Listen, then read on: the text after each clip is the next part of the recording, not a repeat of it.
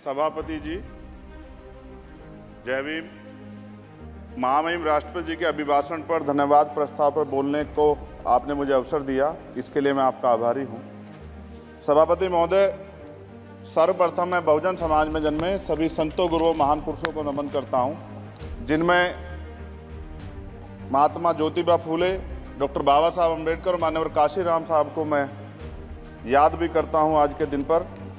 साथ साथ नगीना की महान जनता और भीम आर्मी और हमारी पार्टी आज़ाद समाज पार्टी काशीराम के साथियों का भी धन्यवाद करता हूं। इसके बाद अपने कुल गुरु जगत गुरु सतगुरु रविदास जी महाराज को भी मैं नमन करता हूं, जिन्होंने दुनिया को लगभग 600 साल पहले बेगमपुरा शहर के रूप में दुनिया का सबसे महान लोकतांत्रिक दर्शन दिया।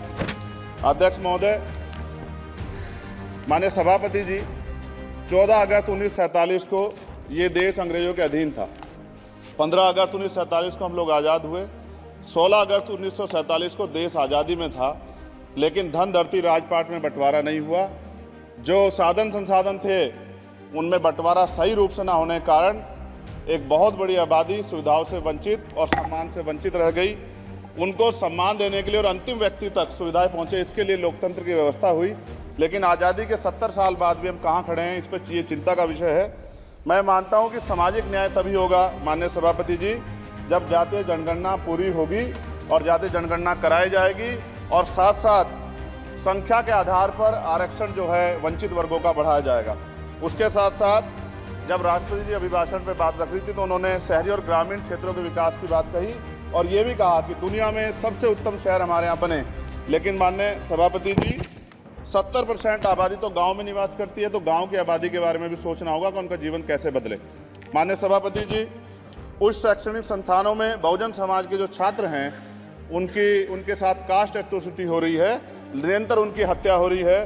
साथ साथ जो सरकारी कर्मचारी हैं दफ्तरों में, उनके साथ भी जो SC ST OBC और मुस्लिम और अन्य धार्मिक अल्पसंख्यक उनके साथ भी माननीय सभापति जी जातिगत और धार्मिक जो है शोषण किया जा रहा है। इसलिए मेरी मांग भी है कि पुरानी पेंशन को भी अध्यक्ष जी बहाल किया जाए। जो कर्मचारी देश की सेवा में लगे हैं उनका भी सम्मान होना चाहिए।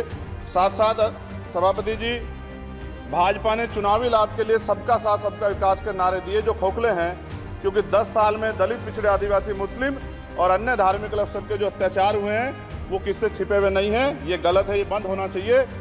सभापति महोदय जी, महामहिम राष्ट्रपति जी के अभिभाषण में निजी क्षेत्रों में SC ST OBC को रिजर्वेशन देने का कोई उल्लेख नहीं हुआ है, जो कि आज चर्चा का विषय, क्योंकि 98% प्राइवेट सेक्टर है, 2% सरकारी सेक्टर है, तो 98% प्राइवेट सेक्टर में भी हमारी हिस्सेदारी की बात होनी चाहिए। माननीय सभापति जी, आशा कार्यकर्ताओं, आंगनबाड़ी वर्करों, भोजन माताओं के वेतन वृद्धि पे भी कोई उल्लेख नहीं हुआ है, वो भी अभी नंगे, उन पर भी सोचना पड़ेगा।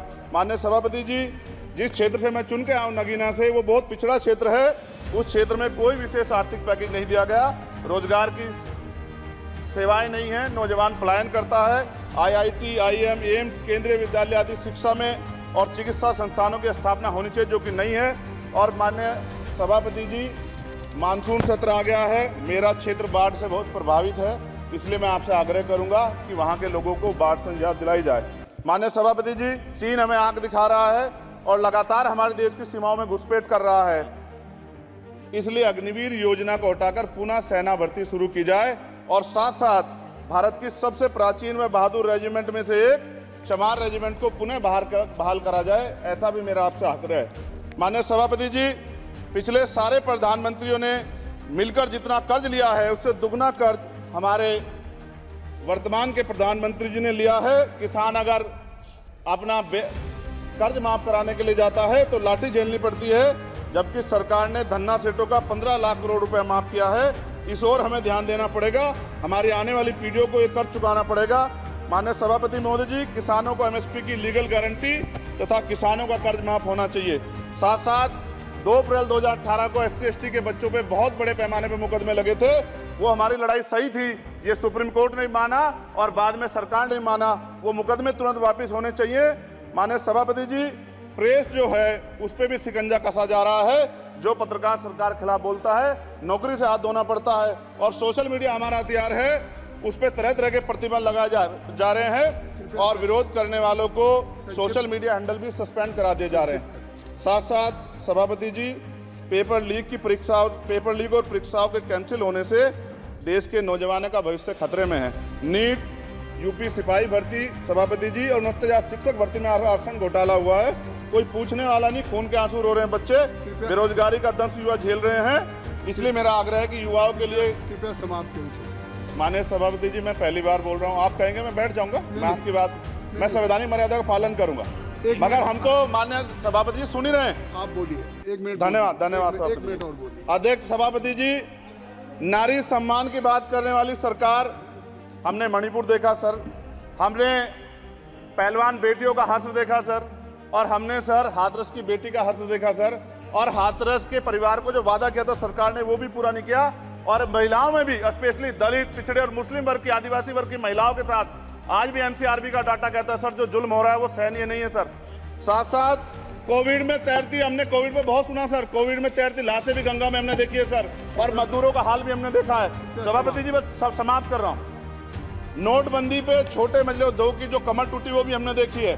सभापति जी, शैक्षणिक संस्थानों, विश्वविद्यालयों में, चिकित्सा संस्थानों में ओबीसी एसटी के योग्य अभ्यर्थी को एनएफएस करके जिस तरह निकाला जा रहा है, लेटरल एंट्री करके जिस तरह हमारे रास्ते बंद किए जा रहे, ये भी हम देख रहे हैं सभापति जी।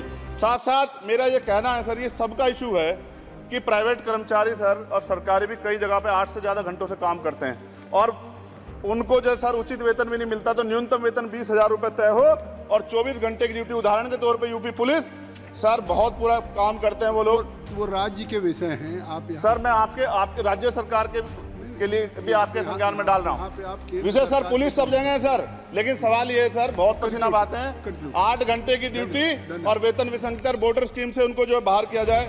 माननीय सभापति जी, 1 मिनट चाहिए सभापति जी।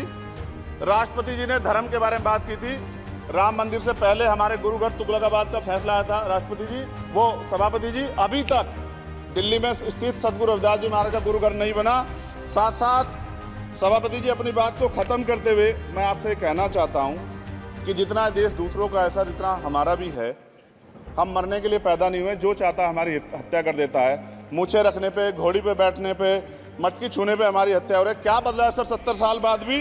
दलित, पिछड़े, मुसलमानों पे हिंसा नहीं रुक रही है सर। मेरा आपसे संरक्षण के साथ ये आग्रह है कि इन घटनाओं को रोका जाए, और देश किसी की बपोती नहीं है, देश संविधान से चलता है सर, और संविधान से चलेगा। संविधान छेड़खानी बर्दाश्त नहीं की जाएगी सर।